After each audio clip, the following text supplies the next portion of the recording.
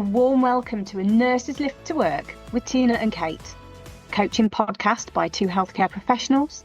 We are friends, we are nurses, master NLP coaches, hypnotherapists, parents and business owners. We are busy people juggling many things just like you.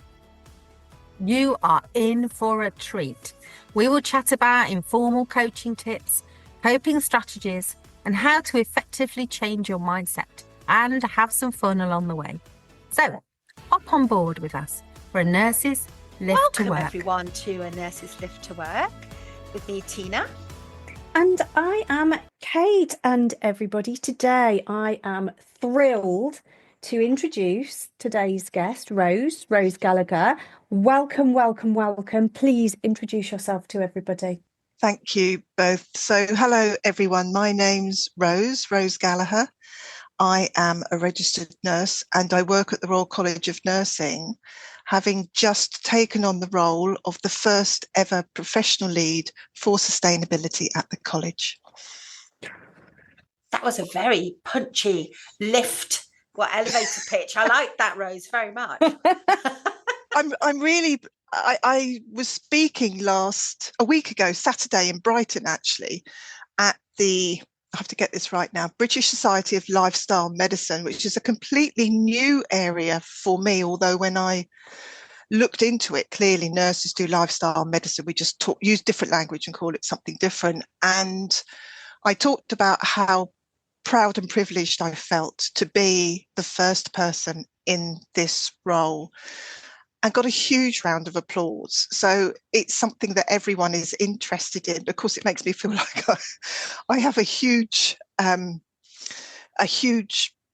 program to deliver, which I do. But yes, I am. It is uplifting and it is positive, and we do have to be positive. Yeah, and you're amongst friends. And I think when you say something and people applaud and they're kind of interested and leaning into what you're doing, it's lovely, isn't it? It is, yeah. Mm. So what first drew you into nursing? Well, it's not really a very exciting story. I have to say it's my story. And I actually became a nurse, started my training when I was 18 years old. And when I started my training, most student nurses started young. And in fact, I got accepted to the Brighton School of Nursing before I was even 16. I hadn't even got my O-level results at that time, and I'd been accepted for nursing. So my experience of life was very limited, which now when I look back, perhaps I would do things differently. But anyway, I did become a nurse at 18. It was, if I'm honest, I couldn't think what else I wanted to do. The career choices for women were fewer then in many ways than they are now in terms of options. I was a bit lost, and many of my family members were nurses or had been nurses, aunts, cousins, etc. So my mum persuaded me to go into nursing because she said I'd always have a job for life, which of course I have had. And as it happens with the way my life has panned out, I've been able to go, and do all sorts of things in different places. So it was really that. But of course, the longer I was a nurse, the more I became aware that it wasn't just the doing part of being a nurse. Actually, it was that reflection and for me now, the want to reimagine where our profession is going, what it actually means to the wider society, which is huge. I mean, the economic benefits of good nursing and health are absolutely massive. So I have matured over the years and think very differently now. But yes, when I started, I had absolutely no vision for what I might do or where I might go. And now you are creating that vision for other people, aren't you? I am. And I'm very lucky to have had that experience at the Royal College, because before I took up this role in June of this year, I was actually the professional lead for infection prevention and control, and was actually the first substantive post holder of that role back in 2009, 2010. And like this role, started with a completely blank sheet of paper. I was given permission to do whatever I felt was needed. And off I went. And I'm actually quite comfortable with a blank sheet of papers. So I've got lots of experience to be able to apply to this role, which is very new in terms of nursing practice. Mhm. So can you just explain to our listeners the role that you've got now? What does it mean? What will it mean for them? And that's actually quite a hard question to answer. Sorry. No, not at all. I mean, I'm very aware that sustainability and the language of sustainability is new to many people. Lots of people have heard of it, but they're not really quite sure what it means. And I'm drawing on our experience of our work in procurement that we did back in between 2015 and 2020, where we tried to raise awareness and engage with nurses, and actually were very successful through our small changes work to get them to be more influential in the consumables they were provided with. But many nurses didn't recognise the language of procurement. It was something somebody else did. Rather than something that they felt they could influence or even had a role in. So sustainability, I sort of see in a similar vein. Most of our members and most people I talk to are drawn to this work through the environmental sustainability aspects. So they recognise the harm, the damage to our planet currently. They want to be involved. They recognise there is a role, but they're not quite sure what that role is for us as nurses and healthcare. But of course, there are two other elements to sustainability. There's the social or societal aspects, and then there's also the economic aspects. So we talk about the three needing to be considered in equal ways, but the reality is that most nurses are drawn to our work through the environmental aspects, whether it's reducing plastics, the wider climate action and work to keep the temperatures below 1.5 degrees, caring for the environment, the ecological crisis, etc. So we have to find a way to balance that and raise awareness of the other aspects. But for nurses generally at the moment, probably I would say the financial aspects are not what draws them to this work, but they're very big on inequalities, recognising inequalities, wanting to think about that, whether it's modern slavery or whatever it is. So yes, it's a big part of my work is about raising awareness and explaining what this might mean to nurses now and in the future. What will help, I think, is that we will put some links in the show notes, Rose, and if people want to read a little bit more about those other concepts, the less familiar ones, that will be helpful to them, won't it? And it's interesting, actually, because as I'm listening to you talking, and there are nurses who'll be listening to this who will remember the Productive and Lean programme. Absolutely, which was, I don't know, over 10 years ago now.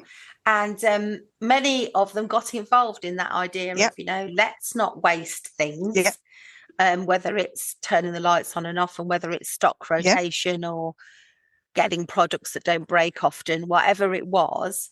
And I saw some nurses be at their absolute most creative. And that's what quite excites me, actually, about what you're doing, because I think when you give them the opportunity, they are so creative. And talking about procurement, one nurse, bless her, she ordered some of those paper mache containers that go in the bedpan washer. Yes, getting very... The macerator. Macerator, that's it. Thank you very much. Not a bedpan washer. And she believed herself to be ordering 10 boxes and discovered on arrival that she'd ordered 100. Oh, Lord. So there we were with 100 and the company wouldn't take them back. And we were like, oh dear, this is a lot. I mean, first of all, there was a room full of them, but secondly, like that was a lot.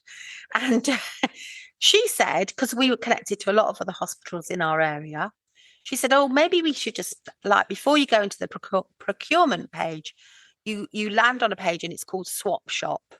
Oh, and yes, yes. And it has things that you've over ordered or you've found at the back of the cupboard and they're going to go out of date. And just, that was her idea.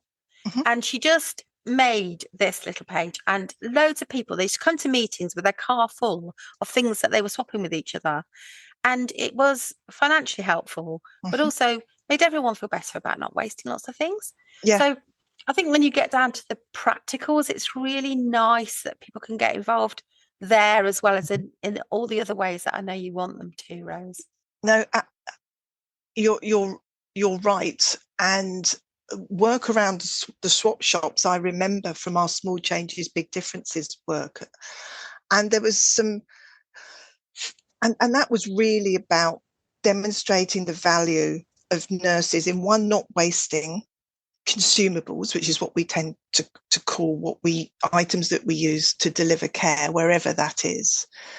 And then making sure that the products that we did receive were of the right quality to enable us to do the job properly, because we know that if you buy cheap, thin paper towels, people will use 10 instead of using 3. I mean, we've known that for years. None of this is new. And in a way, sustainability is sort of a rephrasing or a repackaging of the learning we did. And I remember the productive ward and the lean ward. And what really saddens me is that I don't really hear about that much. If I go out and visit, which I like to do as much as I can, and I mention it, people go, oh, yes, I remember that.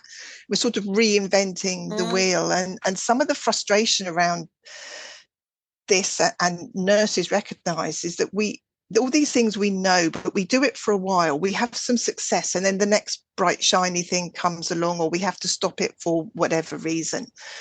And prevention is a huge part of being sustainable.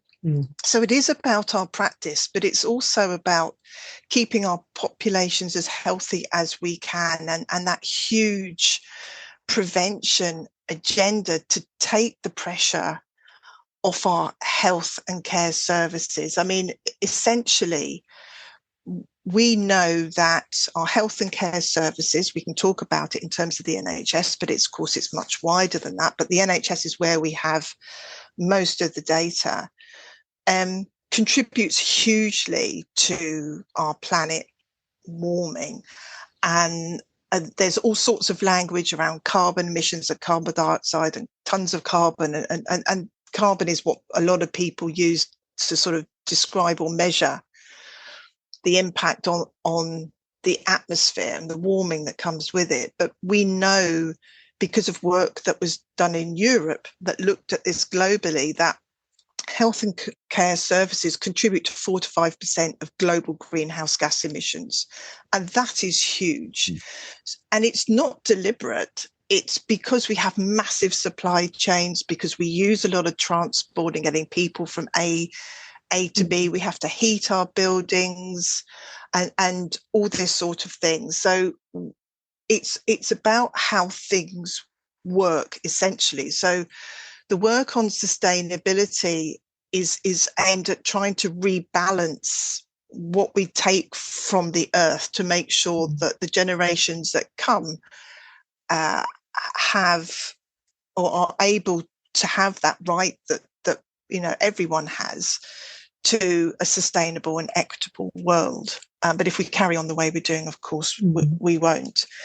So nurses think very much about consumables. They think a lot about waste. And I recognise now, looking back, that when I did infection control, this was very much in the forefront of what I was doing in practice, but it wasn't called sustainability then. So I suppose one example would be in the early 2000s, I don't know if you remember the CJD crisis, where there was real fear around CJD getting into human populations, and the modelling was really quite scary in terms of how many people might be affected potentially. So as part of the work that was done at the time, we needed to look at our sterile service departments, because we identified that the prion proteins that cause CJD could be transmitted from person to person through certain human tissues, and that our sterilisation techniques could not destroy these prion proteins. So we needed to focus on sterilisation of particular instruments. So we did huge national audits of our sterile service departments, and that unearthed a whole raft of issues around decontamination that was done in the big central sterile departments that hospitals predominantly had on site at that time, but also what was going on in GP practices, where vaginal speculae and other items were being put through what were these, they were called little sisters, so these benchtop sterilizers. And we found essentially that maintenance wasn't being done properly, that the daily, weekly, monthly checks weren't being done properly. We had old machines. We had a whole range of issues. And that led to the removal in community services of many of these items.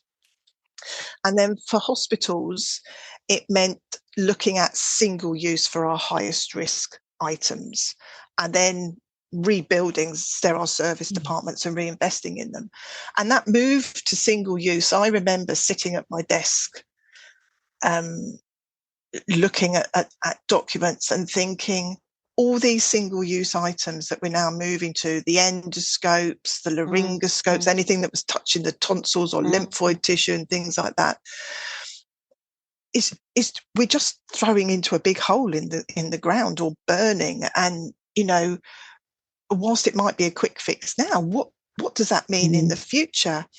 And I remember that vividly. And of course, here we are today, and things very quickly, you see, become normalised in health and care practice. And there is something, I was very privileged in a way to be able to sit back and think, you know, I wasn't working on the wards, you know, trying to just get through the day and make sure my patients had what they needed and were okay. And nurses working clinically rarely have that capacity to sit back and think and do something with it. You know, you can have a thought that pops into your head, but to actually be able to really reflect and think and phone people and try and move things on can be very difficult for most people.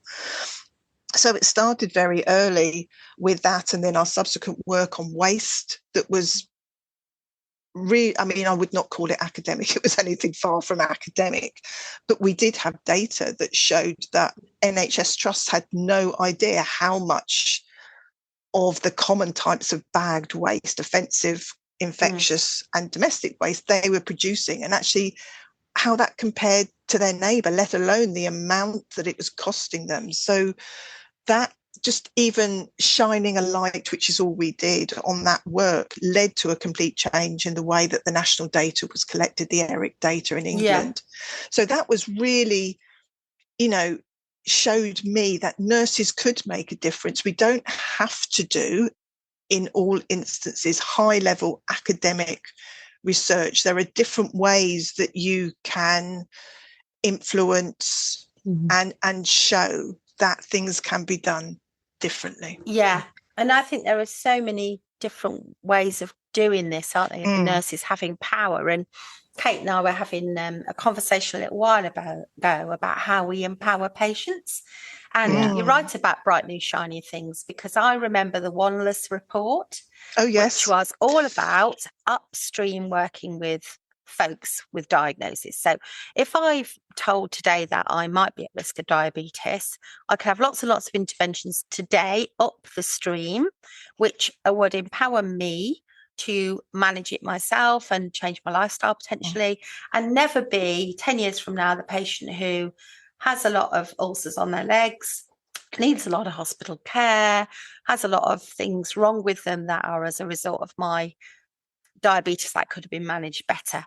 And that upstream working, I think, is what nurses are amazing at, if they get them time and the opportunity to be with people in what Kate and I call therapeutic alliances, you know. So Yes. Absolutely. They're the expert in themselves. We have expertise in a bunch of other stuff, and we can help them understand. And also years ago, so we're collecting all the old things we did, we would like to revisit. So one of the other things is the expert patient program.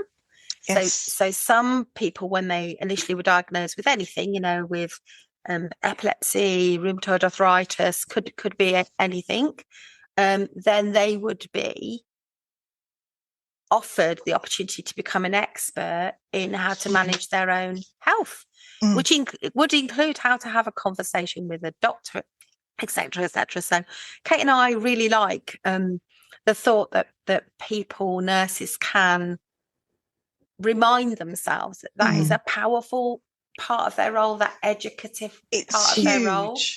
It's empowering as well, isn't it? I mean, to anybody out there listening, who thinks that actually maybe, well, it's not my job, nobody listens, I can't do this. Actually, you can, because some of the best ideas, some of the best solutions come from the people on the ground, don't they? Who can look at your environment, you know, look at where you are, look at your role. How can you improve it? How can you make it more? It's all quality improvement, isn't it? How can you make it that little bit better? How can you create that little bit less waste? And sometimes it's the simplest solutions. We overcomplicate things, don't we? A lot in healthcare. Yeah, we doesn't can need to. do. It's one of the big challenges, and I often look to partners in low and middle income countries actually for some of the best solutions, because they simply don't have as much stuff as we do. So in a way, they have many, many challenges, don't get me wrong, but their approaches and their ability to think, I find very refreshing. And sometimes I do just feel so constrained by the sheer amount of complexity and number of consumables and bits in the procedure pathways that we have when we try to unpick it. Yeah, I mean, what concerns me about the way we go about things, I'm just going to put it out there, is that we are all into the detail. So everyone gets into the detail and nobody's doing that step back. Not many, no, that's a very sweeping statement, but it's less often to see somebody stepping back, even in a societal level, stepping right back and being really creative and thinking outside of the norm. So I just saw a post the other day about Norway. So what Norway are doing is they don't want to keep building lots of accommodation for students. So they are encouraging students to live in accommodation with older people, whether it's in a care home facility or because there's beautiful rooms there. So what they're saying is you get free accommodation during your university time, but we just want you to befriend and be company occasionally for and lift the environment of these older people so it feels like they're living in a community that is some reciprocity in it. You know, there's youth there as well as older age. And because they said their building program for the universities was crazy. All these buildings, all these wasteful buildings being built. And if you come to Exeter, where I live in the UK, there are loads of university accommodations. Yeah. And I love the absolute out there creativity of that solution. It's fantastic, isn't it? And one of the ways that I try to talk about sustainability, and in a way it's very similar to infection prevention and control, is just to stop and think, what does sustainability mean to you in your role? So my role is to do the strategic thinking, to join up the dots and try and connect nursing as a profession with other professions so that we have maximum impact. Because one of the things that really frustrates me hugely is silos and silo working. So it's really important to showcase nursing and the value that nursing can bring, the ideas, the innovation.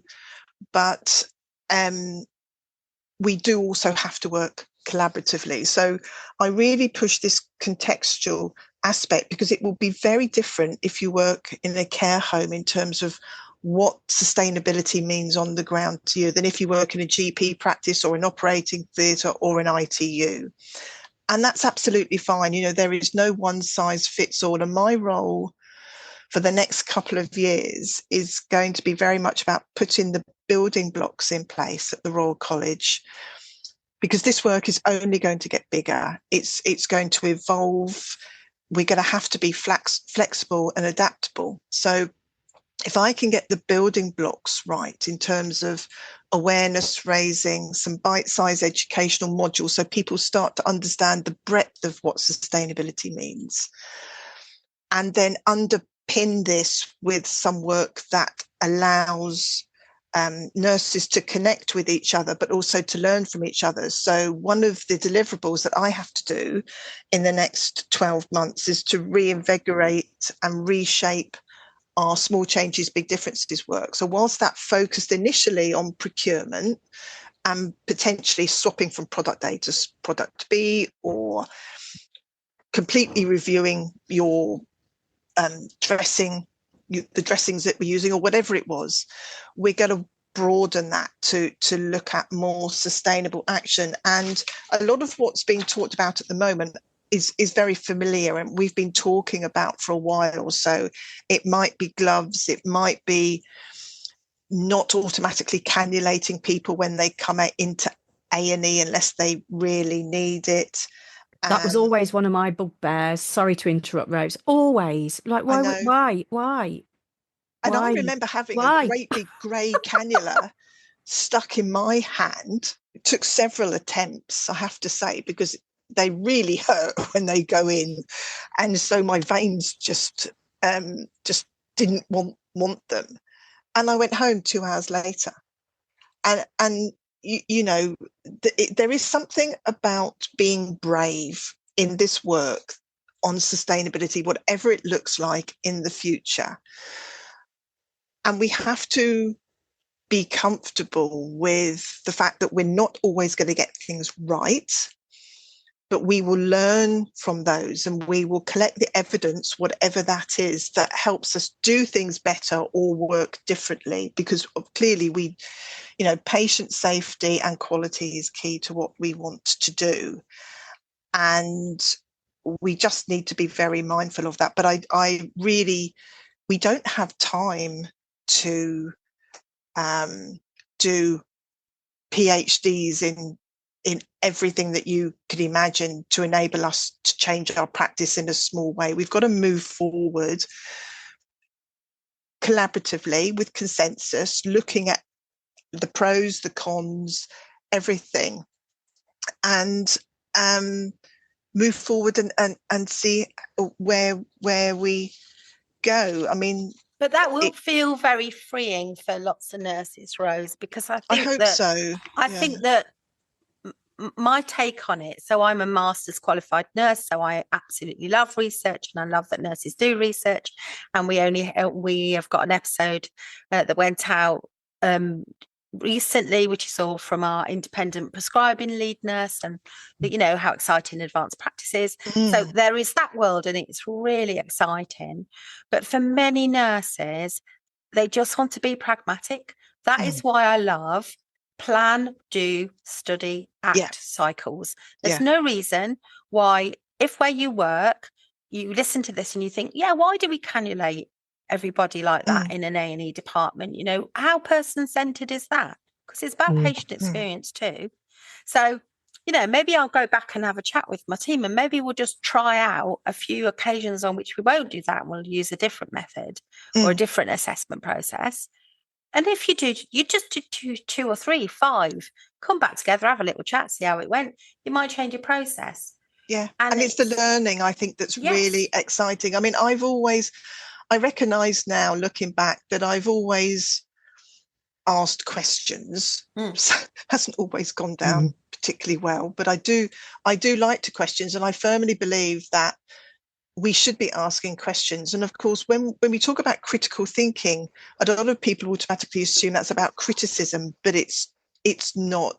Nursing is constantly evolving, and we can't carry on doing things the same way we've always done them, because technology is evolving, medications are evolving, patient conditions, our population demographics are evolving, so it's never going to stay the same way. And I do believe it's absolutely okay to sit back and think, actually, could we do this differently? Could we map this patient pathway in a slightly different way? Could we look at, the touch points or whatever it is, and could we give patients more autonomy, actually? Do we do too much sometimes? And I'd like to hop in just to say that I don't think we'll have a choice about that. I think we have got to prepare ourselves as a profession to give a lot more respect and autonomy to our patients. And I don't mean that nurses are disrespectful, but sometimes the way some practitioners in other health roles potentially talk to people, particularly when they're older, is patronising. Yeah. And actually, we are very paternalistic. We're very paternalistic. And we are now moving into having, I don't know what gen, I never know which gen. Is it Gen X, Z, Y? There's the new ones. Yes, I can't remember what the letters are. I don't know what gen. So I have to Google it because I don't know anymore. I'm apologising to all the listeners. Just put the gens in the notes. We don't know. That who's coming along now, including people like myself, is I will have looked it up. I will have understood potentially the pathways available to me. I will want some comfort and expertise in the moment, especially if I'm unexpectedly ill. But I want some choice, and I want to understand why you're doing what you're doing with me and why you're suggesting these things to me. I agree. It's confidence as well. I mean, I'm really mindful with this work that I'm doing now that, given the age I am now, and it's lovely because I was talking with a South African nurse the other day who talked about elders. So there's lots of conversations around planetary health at the moment. It was Patricia. Oh my goodness, I should be careful who I talk to. But yes, we had a fantastic conversation around elder wisdom. Of course, she's talking about the context of her experience having lived in Swaziland and South Africa, and the culture there of village elders. And we might talk about it in a slightly different way here, but there is a huge amount of wisdom and expertise, and nurses being able to reflect and, to support younger nurses now, or newer, I should say, because, nurses come into nursing at a huge variety of ages now.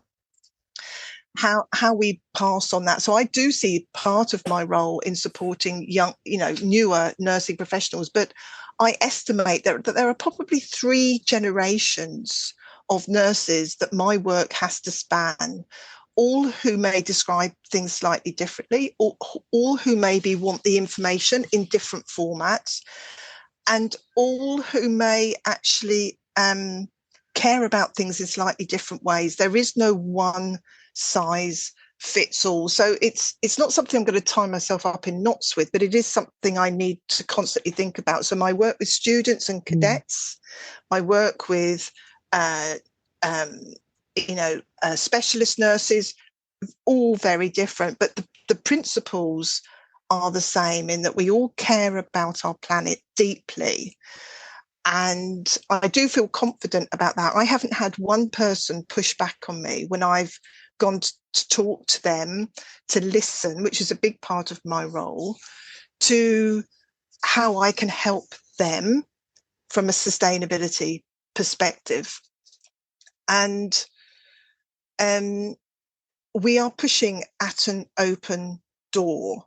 I guess that's very clear. Yeah, there's a great opportunity for universities in the preparation of nurses here, isn't there? There Rose, is. What are your thoughts about what they're doing and what they could be doing?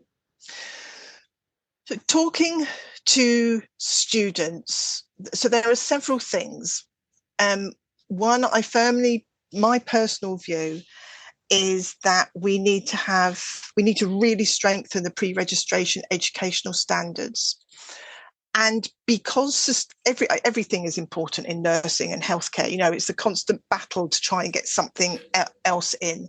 But I firmly believe personally that this is so important, in terms of,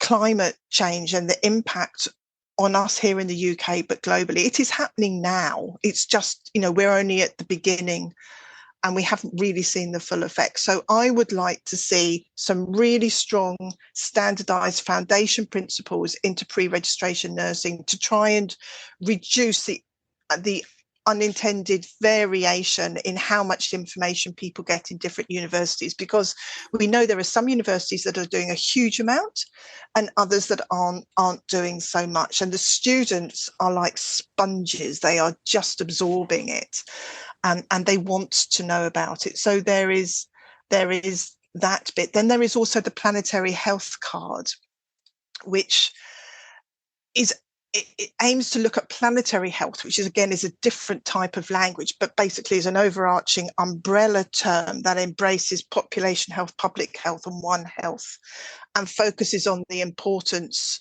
and dependence of us as humans on our environment, and not being able to separate it. So the planetary health card is a program that is led by students, and it's a tool that allows students to evaluate and suggest improvements on public health content in their schools of nursing, if we're talking about nursing. And there are a number of universities that do that in the UK, but not everyone. So that would be a really good thing to do. And then to really start to embed sustainability, whatever of those three aspects of sustainability is relevant in the context of what it is, into our teaching programs. Great.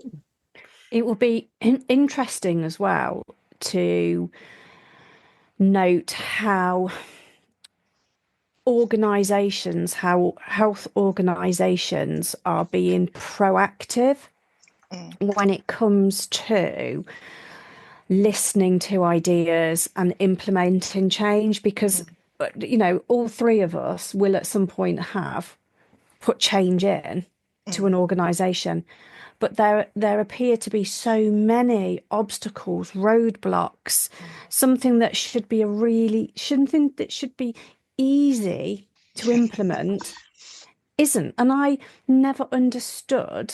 I mean, obviously, different levels have different sets of knowledge and things, but why it'd be so hard to create change? So I'd be interested to know what's going to happen at an organisational level to remove those layers of not red tape, not obstruction, but making it happen.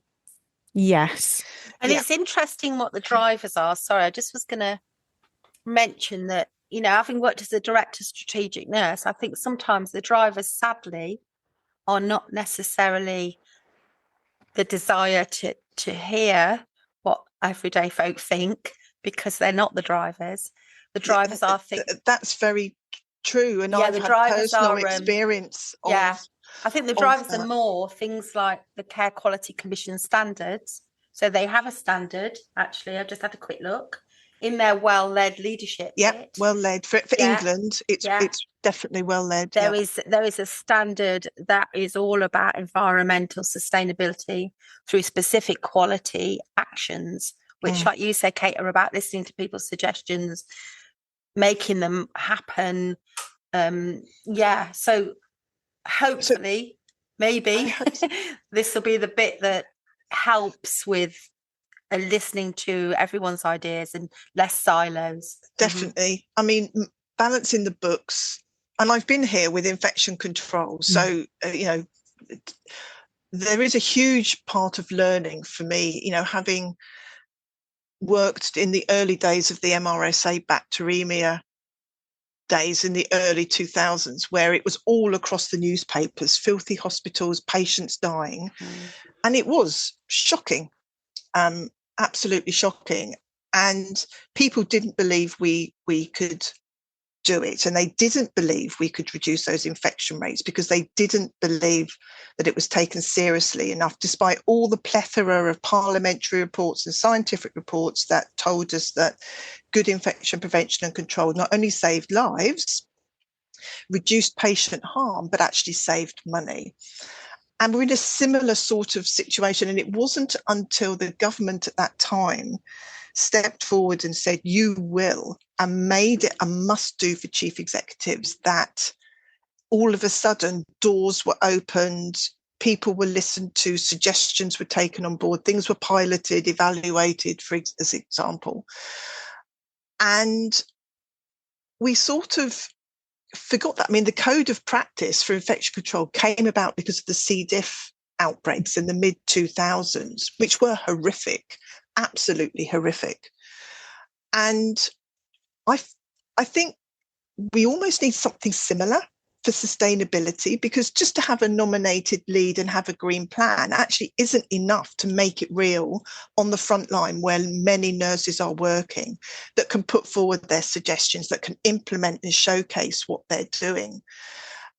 So it needs to be taken really seriously, and that needs to be reflected all the way down. I mean, it's mentioned in the 10-year plan in England, but it actually needs to be real on the front line for me. Yeah.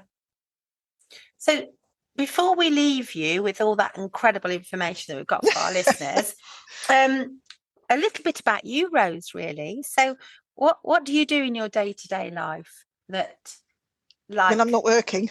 that helps you feel like you're doing what you can around sustainability? I'm very lucky that I have a garden where I live, and I'm even luckier that I have an allotment, or a bit of an allotment, and that is my peaceful place and the place that re-energizes me. If I manage to get something that grows that we can eat, it's a bonus, because we have every animal going that will eat everything. It's wonderful, but it's also moles are my latest challenge. So I try and combine that with actually doing my bit by growing a few beans, or growing whatever. And I very much enjoy watching things grow from seed. I think it's absolutely fascinating, and I get real pleasure from that. So that for me is about reducing my reliance on food that is shipped in. It's not about, organic is best, but it's more about reducing that reliance and not having to have stuff wrapped in plastic and all that sort of thing. And we're also very fortunate in one way, not fortunate in another, that our heating broke down about a year ago. So we made the decision to install a heat source pump. We had hot air heating before, which meant we had to have radiators put in the house, and long story, a whole winter without heating, which really focuses the mind, I have to say. But I do feel that because we were lucky enough to be able to afford to put that in, that actually it is an investment in the future. And I know we're only one house that no longer relies on gas heating. Actually, that is one house that is not using gas. And it's for me, it's as much a sort of statement and a point as it is practical. And it's lovely, and I'm really happy with it. And my son is hopefully just about to buy his first house in Somerset. So we're talking about solar panels, with a growing family where the washing machine is on most of the day and all this sort of thing, really looking, not just sort of parking things and saying, oh yeah, I'd really like to do it, but actually taking that time to look into, well, could I? What are the options? Are there any grants available, or any schemes where, I might be able to either use the electricity that we produce during the day, or through battery storage, store things. So green energy is really important. And the other decision we made, which actually anyone can do, and I would encourage people to look into it, is we changed our bank. So there are some banks that are far more ethical from a sustainability perspective than others. And I was really unhappy with our bank anyway. But then I learnt about this huge variation in banks that invest in fossil fuels and those that, have far fewer investments like that. So we made the decision to swap banks. And the UK Health Alliance for Climate Change, of which I am a trustee, is putting information out to help people switch. There's a lot of information out there on switching banks, and actually it's a lot easier. You had to do anything. So morally, I feel that was the right decision, and we get much better service. You can talk to a person. It's really lovely.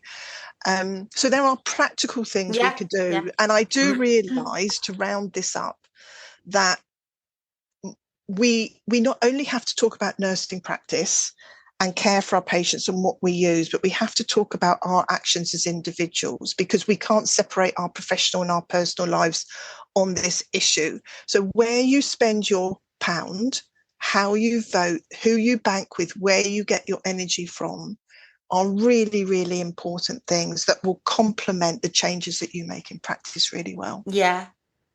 So we've got to be more politically savvy as nurses, I suppose, is what I'm saying. Yeah. And I think I heard a lovely thing the other day. So I do lots of work in the hospice sector, and I heard somebody say that what they're going to do for their team building this year is they are going to sit down together and talk about service need, but they're going to go and do a beach clean. Oh, lovely. And I thought that is just because they're very keen on being more green, is the way that they would describe it. I think it's huge. If I leave you with a little story, which actually really touched my heart. So my youngest granddaughter now is 6, and her name is Luna. And whenever we go out and about and walk around where we live and they're over, we pick up a tin can if it's on the side of the road. It's just a small thing, but popped it in the recycling. And Luna was taking her older sister to school and picked up a tin can because she wanted to save the planet. So she put it in the bin and went, "There you are, planet. Thank you very much." Oh. So the planet was so touched by this that they bought a little card and they wrote to Luna to thank her for picking the can up and how delighted they were that she had done this, and it absolutely made her day. So even a tiny, tiny small thing, instilling that into our future generations is great. That is so sweet. Her mum wasn't that pleased because she was in a hurry, but the planet was pleased, yeah. But it's a great thing to teach children, and it is so much more on their agenda. Yeah. And rightly so. Yeah, they are. Rightly mean, I might be here in 15 years' time, but actually this is about future generations, and having a sustainable world is about making sure that those that come after us, have a sustainable way of life. Yeah. Yeah. And again, to our listeners, in your everyday, just have a think about what can I do to make a difference, even if it's turning a light off. I mean, anything. Oh my God, our kids are awful for it, but turn a light off. Don't turn the heating on until you absolutely have to. Put a jumper on. That's my dad. That's what you put another jumper on. We have blankets that we put over our knees, on the sofa now. And the biggest thing I've learned actually is not to make any assumptions about what people know or don't know. I never assume that people know or think about buying something like a little blanket to put on your knees or all these simple things. And don't be afraid to pick up, if we're using the can analogy, don't be afraid to pick it up. If you don't pick it up, who's going to pick it up? And if nobody does it and nobody makes a difference, then nothing changes. So, I don't care now. I'm too old to care what people think about picking up rubbish as I walk up the road. But and people do notice, and that does change behaviour in the same way it does in your professional life as well. And I think that is a perfect place to finish. Rose, thank you so much for your Thank you time for having me. today. It's been lovely to chat with you. Thank you. Good luck with everything. And to our listeners, I am Kate. And I'm Tina. And this is. And you've been listening to A Nurse's Lift to Work.